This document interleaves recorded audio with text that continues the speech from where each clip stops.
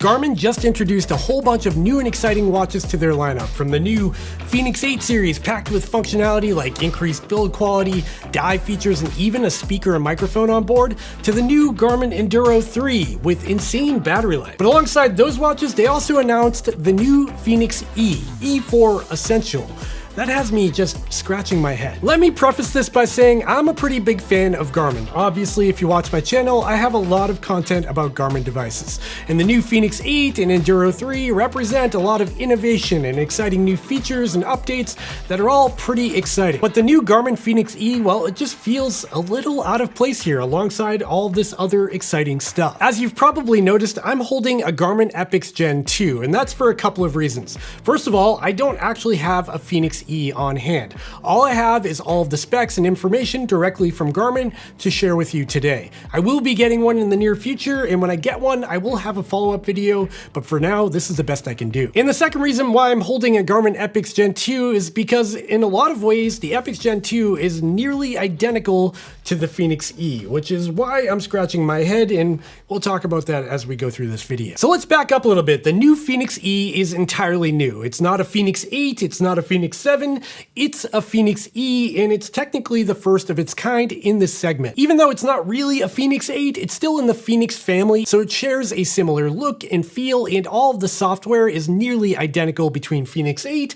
and Fenix E. The idea behind the Fenix E is that it's sort of an entry-level or essential option for those who want to get into the Fenix lineup but are somewhat on a budget. And I say somewhat of a budget because the new Fenix E retails for $799 here in the USA at the time of launch, which is hard to call a budget. That's pretty darn expensive. With all that being said, let's dive into the spec sheet so I can show you what I'm talking about here. The new Garmin Fenix E features a 47mm form factor, which is sort of the middle of the road in terms of size and weight, just like this Garmin Epix Gen 2 here. On the Fenix E in particular, it only comes in one size. The 47mm form factor in the Fenix E is what it is. That's your only choice. And on top of that, the Fenix E does not have any sort of titanium option or sapphire option. It's only standard glass or stainless steel. There's no premium upgrades you can add there. And when it comes to the weight of the Fenix E, it comes in at 76 grams with the included band, which isn't super heavy. And it does feature a 1.3-inch AMOLED touch-enabled display, which is identical to the display on the Garmin Epix Gen 2 I have here, which is a really nice display. And it has a battery life of around 16 days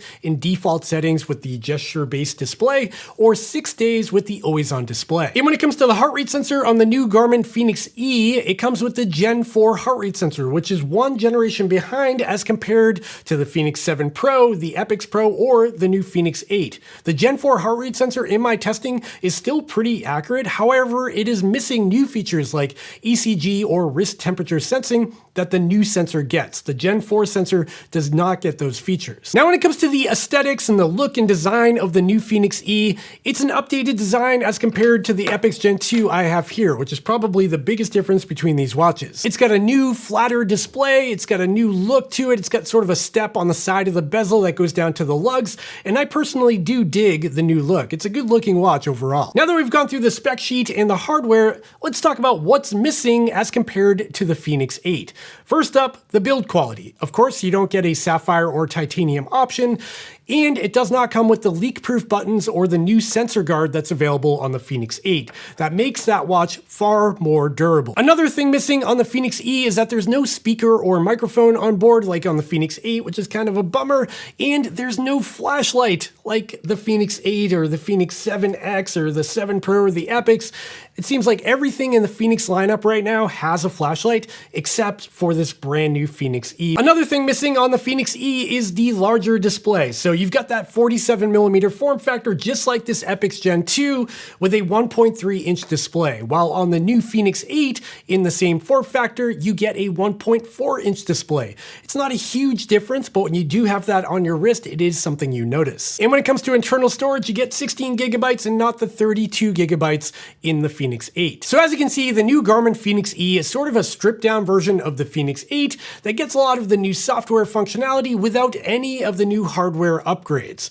But you might be thinking, those specs sound awfully familiar. Those specs are an exact clone of the 3-year or nearly 3-year-old Garmin Epix Gen 2 that I have here. Take a look at this chart that I created comparing the Epix Gen 2 to the new Fenix E.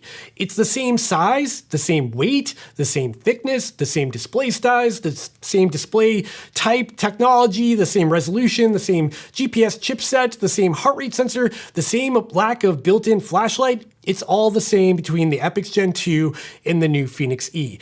The only differences here are that the Fenix E has that new updated look that looks pretty similar to a Fenix 8, and it gets all of the new software features from the Fenix 8. Now, from my perspective, it appears that Garmin is just rebranding the Epix Gen 2 to keep it alive, give it a software update, and a new name that standardizes it with the new Fenix family, which I sort of understand. But then there's the price, and that's where things get very complicated. And that's because the new Garmin Fenix E comes in at $799 here in the USA. And when you Google the price of the Epix Gen 2, go ahead, I'll wait, you'll find that the price of the Epix Gen 2 is substantially cheaper. And with that price point on the Epix Gen 2, you do get a sapphire display, a titanium bezel, and just about all the same features you get with this new Fenix E, just at a lower price tag. So you might be thinking, that's fine, I'll just buy an Epix Gen 2 and save some money. But that's where things get a little bit more complicated. And that's because of the software. Now, I did speak with Garmin directly. I got to talk with some of their development team, and I did ask them directly what features from the Fenix E and Fenix 8 would trickle down to the Epix Gen 2, because it's still a very capable watch. And the answer I got was pretty unclear. My concern with the new Fenix E is that its existence could mean the end of the road in terms of software updates for the Epix Gen 2, even though it's pretty much the same hardware. Garmin could easily state that the Fenix E will be getting all the new stuff and features, and the Epix Gen 2 being older won't be getting this new stuff, which again doesn't make a whole lot of sense unless I'm missing something here. They're pretty much the same watch. To be fair to Garmin, I'm just speculating here, and I'm totally guessing and saying that they're the exact same watch, and maybe there are some hardware differences under the hood, like a different CPU or something like that in the Fenix E that differentiates it from the Epix Gen 2, but at surface level, it doesn't seem that way. I do want to give Garmin the benefit of the doubt. I think in the best case scenario, the Fenix E is just an updated version of the Epix Gen 2 with a new look and new software that you can get right now that matches more in line with the Fenix family. I think what they're trying to do is kind of discontinue the Epix family and not have Epix devices on their website or in their lineup to make it a lot less confusing. Now, in my opinion, the worst case scenario is that they launch this new Fenix E at $800 or $799 here in the USA, and they stop updating the Epix Gen 2, because I think that would send the wrong message to the customers, in my opinion at least. But I think that's where I'm gonna leave this video. The Garmin Fenix E is actually a really impressive watch, but so is the Garmin Epix Gen 2. And if you own an Epix Gen 2, you already know that. Now's the point of the video where I want to hear from you, the viewer out there. Do you own a Garmin Epix Gen 2? Are you worried about the future of your watch? Are you in the market for a brand new Garmin Fenix watch, and this new Fenix E checks all of the right boxes for you? Let me know in the comments down below. I would love to hear from you. And while you're down there commenting, make sure to check out the links in the description down below to head over and purchase your Fenix E or Epix Gen 2 or Fenix 8 or any of the other devices I've mentioned here. And after you're done shopping, make sure to check out the links over to my other social media accounts, like my Instagram, my Threads, my podcast, and my website, where you can get a sweet t-shirt like this. Actually looks better on the back, right? That's all I've got for this one. It was a bit of a rant, but it's a really cool watch. I'm a little bit perplexed on this one. Okay, I'll see you next time. Bye.